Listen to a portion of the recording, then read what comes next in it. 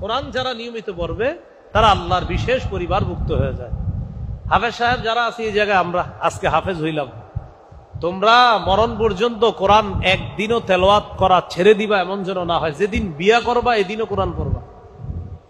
হ্যাঁ, বিয়ের টেনশনে কোরআন পড়ে না যে আমি আজকে তো আমার বিয়ে, কোরআন পড়বে না, বিষয়টা এমন না। ওই দিনও পড়তে হবে, যেদিন বিয়ে সেদিনও, মানে বিয়ে হোক, বিয়ে হবে, সমস্যা নেই, কিন্তু কোরআন পড়া আবশ্যক।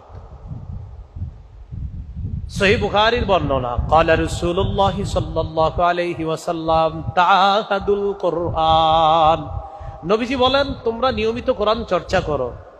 ওটের বাঁধন খুলে দিলে বাঁধনহারা ওট যত দ্রুত পালিয়ে যায়, লাহুয়া আশাদ্দু তাফাসসিয়াম মিনাল ইবলি ফি উকলিহা, নবীজি বলেন হাফেজ সাহেবরা যদি কোরআন মুখস্থ করার পর কোরআন না পড়ে, কোরআন চর্চা না করে, চর্চার অভাবে যদি হাফেজ কোরআন